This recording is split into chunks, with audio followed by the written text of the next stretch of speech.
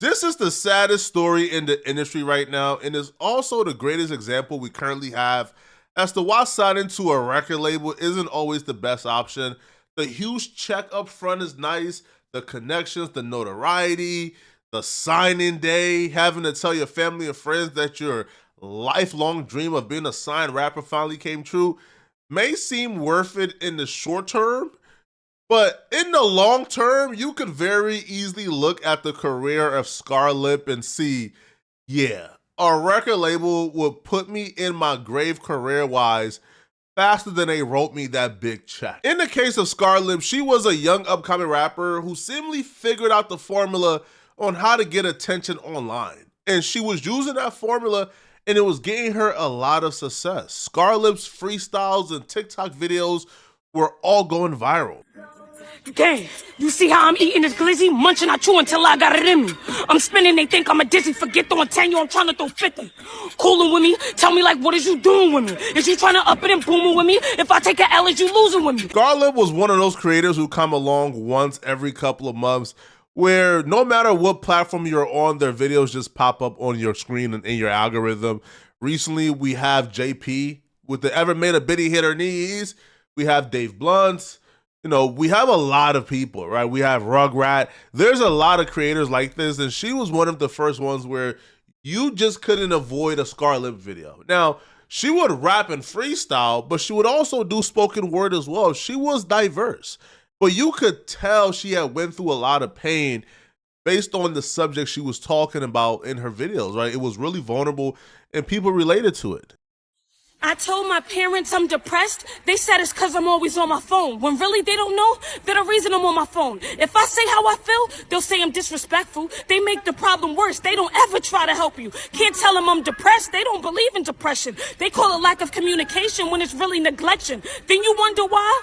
Your kids grow up to hate you. You blame it on teenage problems, but really it's not. My parents couldn't show affection because they never had affection. I don't see it as a curse. I see it as a blessing because now it's my job to break the generational curse. I'ma always love my child. I'ma always put them first. Please click the link in my bio to support my new song. Come on, tear jerkers, bruh. I just shed a tear. You can't see it, but I just shed a tear. That's how much people wanted her to win. Her story touched a lot of people, and they was just galvanizing around this girl, man. And because people were galvanizing around her, that helped the reach of her videos. And eventually, media outlets began to reach out to her to interview her, such as No Jumper. And her going on these media outlets and telling her story contributed to people not only wanting to see her win, but people making it their life duty to making sure that she won and made it out the hood and became a legit rapper. Now, the stories that people heard that made them feel committed and obligated to making sure Scarlip win was stories such as this. You there? So you was going through some battles in the household with them? Yeah. Could you talk about it or nah? Yeah, I could talk about it. Basically, like, my aunt's boyfriend would, like, touch me and, like, sexually abuse me.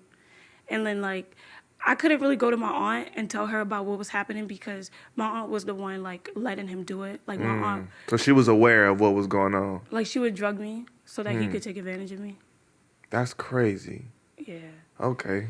And then, like, me and my brother fell out because, like, I call myself Scarlip, and I got a scar on my lip because my brother attacked me, and he gave me a scar on my lip. And so that's why I call myself Scarlip. Okay. Could you break down the story of how the scar came about? Yeah. The story? Okay. You couldn't help but feel sorry for Scarlip. People were touched. On top of being touched by her auntie's boyfriend, Scarlip would also say that she got kicked out the house. And when she got kicked out the house, the day she got kicked out, that's the day she got the scar on her lip. And the scar is actually from a inflicted blow that came from her brother. So basically, I was coming home, right? And I was going to not a basketball game, a football game with my friends. And my aunt basically was like, you got to be home at a certain time. If you're not home, we're not going to let you in or whatever. Right. My So mom it's used to do the same thing to me. Yeah, so I was like, all right, I'm going to make sure I come home on time. So I went to the game or whatever. I made sure I came back earlier than the time I was supposed to come back. And I knocked on the door, and basically they acted like they wasn't home. Like, they acted like they wasn't there. They acted like they just And then after that, like, my sister, like, I kept banging on the door, and then my sister came down, and she was like, you can't come in, or whatever. So I'm like, all right, whatever, I'm going to just find a place to stay for tonight. I'm going to just go to one of my friend's house or whatever. So I'm walking, and then my brother come outside, and then he's like, I basically asking me for money, this, that, and the third. I need some money, da-da-da.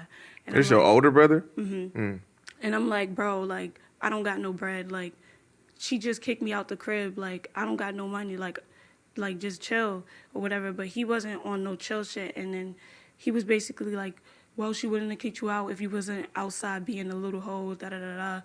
And then I'm like, bro, whatever. Like, fuck you. Like, I'm not even on that shit. So I kept walking. And then he was like, so you're not going to give me no money? And I was like, no, I don't got no money. And he just punched me. And then when he punched me, like, I just fell back. And then, like, I just started. While scheduling that interview for Scarlip, that's when I realized there may be some conflict or trouble that exists or chaos in her life currently, because the manager that I was working with to schedule the interview for Scarlip, eventually her and that manager fell out, and the manager began to text us about how Scarlip don't deserve an interview. Scarlip is a liar and a fraud. She's not from New York. She's from Pennsylvania. She's a liar. Don't give her no interview. She lied about her entire story.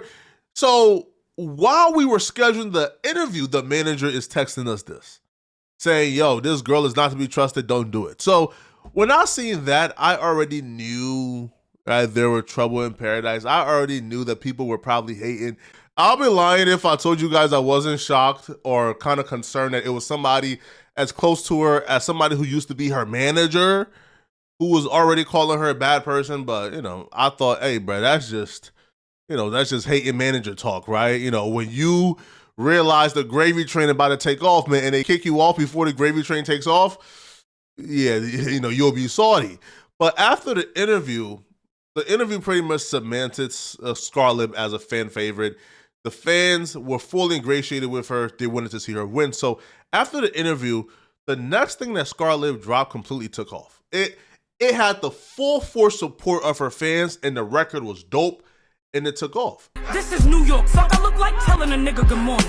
Fuck, I look like being nice. The record had energy. The record had poise. The record just gave complete New York full bravado energy, man. Get the F back. And people resonated with it, man. People loved the energy. And it quickly took off. And because of her story paired up with the dope record, Scarlip was now a star. People were paying attention to her, including the industry.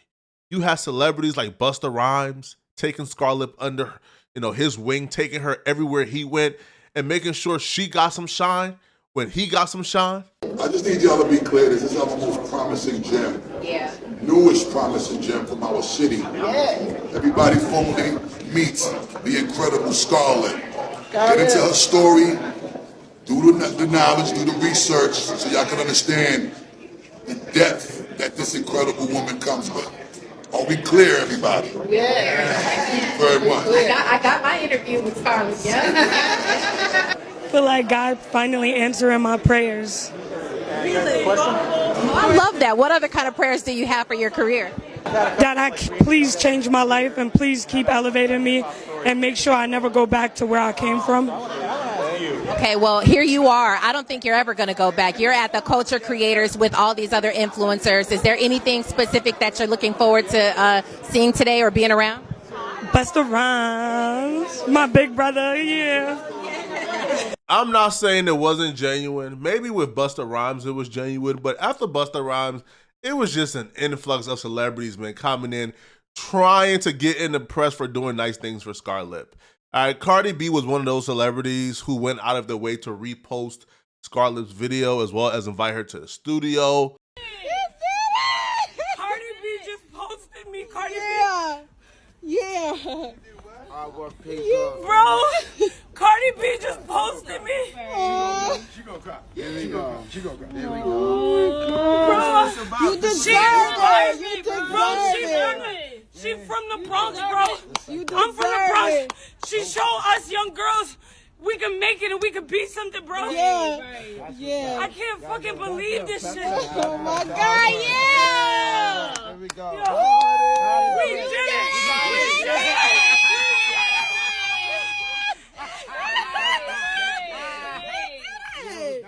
Guys, so I'm with Scarlip right now, and we go to the same studio all the time. So I was like, yo, she should come upstairs so we could just have a little chat, because like she's so like a dope ass person, and like her story is so interesting, and everything about her is so interesting. So say hi to her. Hey y'all, it's Scar. I'm with the one and only Cardi B. She mentioned she's so shy, but I be wanting her. I really want to let you know that it's like, however the fuck you think your friends are, I'm probably the same. Wait, but even more hyper.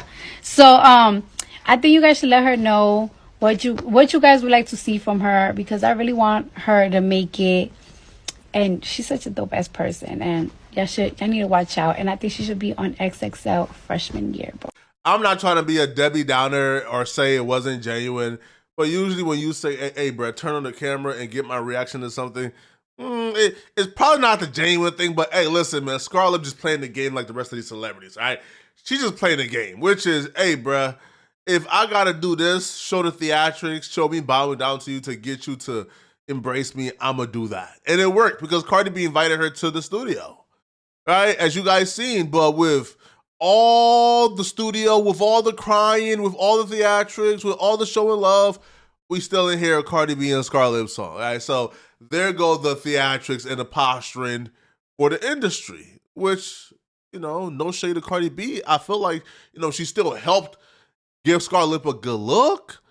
Now, with all the love coming in, the haters from Scarlett has began to fill in as well, all right? People who knew Scarlett before she blew up was coming out the woodworks, man, including like a makeup artist who claimed that this nice, super naive act that Scarlett is putting on it's a complete facade, and that Scarlett is actually a very terrible person with a nasty attitude. Okay, so let me tell y'all my experience with working with Scarlett. So I had did her makeup 2 days straight for the BET Awards, and she was problematic. So I went to go service her, and y'all, when I say this girl has the nastiest attitude ever, like, I don't know, overly entitled, not humble at all, but I was pushing through and I didn't allow for her energy to rub off on me. I had a flight to catch right after doing her makeup. All right, y'all, so this is the part that got me. So I finished her makeup and I packed up my stuff and I went in the kitchen area. Mind you, the hotel room was divided. It was her room, the kitchen area, and then the dancer's room. So I packed up my stuff and I went in the kitchen to organize it in my suitcase. So I'm guessing she thought I had left. So I had talking to the hairstylist. She like, why the fuck would she pack up the lights if she see we still using them? That's why she's never come back. Mad you, y'all, I was shocked as hell when I heard that. I keep things professional, and to hear that coming out her mouth, I'm like, what? That was one of those messy blog stories that you post on a slow day, but it didn't really affect Scarlett whatsoever. The fans still love Scarlett. The industry people were still obsessed with Scarlett. So, a random makeup artist coming out and claiming that Scarlett is rude didn't really affect her, like none, actually. Like, bro, I can't even think of a way that it affected her. It affected her none. So Scarlett would actually continue to pursue her career, right? She would do collabs with Snoop Dogg, et cetera, et cetera. And Scarlett would even earn a spot on the Double XL freshman list. She made the cover. She was a Double XL freshman. Now, Double XL freshman lists are supposed to predict the future. They're supposed to predict who's going to be hot in the next couple of years. So for Double XL freshmen to include Scarlett, they're saying, we think Scarlett is going to be one of the premier female rappers in a couple years. So her future was really bright. She was somebody who was expected to do something really great. Unfortunately for Scarlett, though, this high wouldn't last for too long. She will go from being the hottest, most trendiest person on the internet to being signed to a label that didn't understand exactly what to do with her. And that right there will lead to Scarlett taking a nosedive in terms of engagement, in terms of numbers, in terms of visibility and attention. Scarlett essentially would get fumbled and ruined by her own label. Now, one of the mistakes the label began to make was they began to deviate from the formula that made Scarlett pop. And the formula was on the block, do a little 15 or 20-second video rapping on some hood stuff. The label would try to glam Scarlett up and have her take the career path of a Cardi B and a Lotto, opposed to being Scarlett. Instead of sticking with what got her there, the label wanted Scarlett to be in these videos twerking, being half naked, things that we don't want to see from Scarlett, bro. Like we don't want to see Scarlett shorts in a wedgie and her twerking. It was bizarre. It was odd, bro. Right? People didn't like it. People thought this was tasteless. They thought Scarlett was being forced to do so. They thought Scarlett was trying to change her identity. They thought the industry had gotten to her. And fans were very vocal about this. They made it perfectly clear they did not like this at all. Fans were so clear they didn't like Scarlett doing a video like this, bro, that Scarlett was forced to come on camera and address it. Hey guys, so there's a few things I would like to address with my supporters. I know a few days ago y'all saw me shaking my booty on the internet. I want to say I apologize to all of y'all and anybody I offended. I did not mean to. Now, I know everybody's like, no, we don't want you doing that, da-da-da. I understand that, right? Like, I'm not just out here just wilding. Like, let me tell y'all one thing. No one's forcing me to do anything. Promise that. I come up with these things in my head, like these crazy ideas, and I want you guys to like grow with me. Don't put me in a box. I'm always gonna give y'all that street shit. I mean, I'm the best to do it, right? She didn't listen to what her fans was telling her. She went against her fans and took the label advice and continued to put out nude imagery, continued to try to sell sex when that's not her brand, and it truly wouldn't work. Even if even if it was her brand, bruh, it's not giving sex appeal. Pause. But she still was trying to force it upon her fans, bruh. Even doing things like going live and recording the dude who she just had intercourse with to try to tell him he didn't put it down right. Things that the old Scarlip would never do. The old Scarlip was super hip hop, super boom bop. The new Scarlip was trying to come across as if she was sexually liberated or as a sexual hero. And it was just cringe. I didn't say that. I said that because I wanted to. Why are you still here? Why are you kicking me out like that, bro? You leaving regardless. I'm not kicking you out. You're crazy. You are. You said leave and I left out. I'm crazy. Okay, bye. Bye.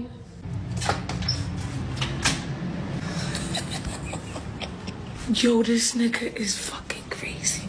With his crazy ass. Right? I'm mad because me and this nigga in the bed. This nigga going nut.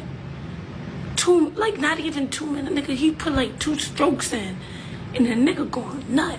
It was bizarre and so off-brand. Like, why is Scarlip on social media talking about getting D and the D not being good and being too quick? It was as if her label was pushing her to be this sort of like sexually liberated boss babe. It was cringe. And she was getting away from the formula that she came up with, which is gritty, grimy, in the hood, rapping.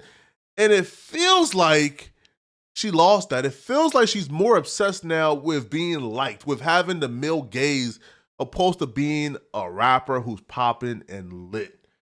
I just never understood it, not one bit. But the biggest mistake of Scarlip's career, I think, came about last week when Scarlip just dropped a freestyle that the entire internet is clowning. Everybody on the internet is clowning Scarlip for this record. She did a remix to Feeling It in the Air. Now, the music isn't really the topic of discussion, it's the video.